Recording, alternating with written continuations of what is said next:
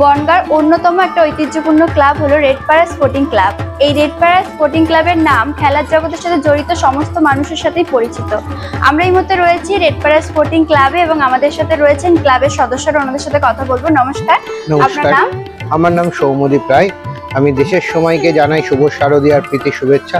সেই সাথে সাথে বনগাঁর আপামর বনগাঁবাসীকে জানাই, বনগাঁ প্রশাসন, Bongaon fire brigade, Bongaon electric supply এবং অবশ্যই জানাতে হবে আমাদের যারা প্যান্ডেল যে শিল্পীরা নির্মাণ করেছেন বা যে ঠাকুর তৈরি করেছেন বা যে লাইটগুলো তৈরি করেছেন তাদেরকে অনেক অনেক শুভেচ্ছা। এবছর আপনাদের পুজোর থিম কি? আমাদের পুজোর থিম হচ্ছে মায়ের ঘরে মা এসেছেন। মায়ের ঘরে মা এসেছেন, মা বছরে একবারই আসেন আমাদের কাছে। সেই সময়টা আমরা সমগ্র বাঙালি জাতি আনন্দে মেতে উঠি শারদ উৎসবে। এবং মায়ের কাছে একটাই প্রার্থনা সকলের থাকে, মা যেন সকলকে সুখে শান্তিতে রাখে এবং আমাদের সমাজও যেন সুখে শান্তিতে সুন্দরভাবে চলে। এবছর আপনাদের পুজোর প্রতিমা কে করেছেন? আমাদের পুজোর প্রতিমা করেছেন শ্রী প্রদীপ ভট্টাচার্য মহাশয় এবং মণ্ডপ তৈরি করেছেন? মণ্ডপ তৈরি করেছেন ঠাকুরনগরের বিজন মণ্ডল মহাশয়।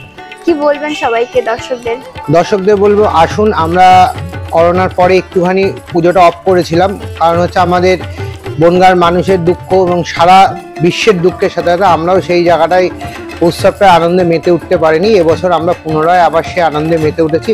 আপনারাও আসুন আমাদের সাথে, আমরা সকলে মিলে একসাথে শারদ উৎসবকে পালন করি। ক্লাব সদস্যরা জানালেন যে এখানে মায়ের ঘরে মা এসেছেন, অর্থাৎ টিনের তৈরি একচালা ঘরেই মা এখানে বিরাজমান এবং প্রতিমা দর্শন করতে ইতিমধ্যে কিন্তু হাজার হাজার মানুষেরা এখানে আসছেন। ক্যামেরায় পার্থসারথী নন্দীর সঙ্গে অর্পিতা বণিক, দেশের সময়।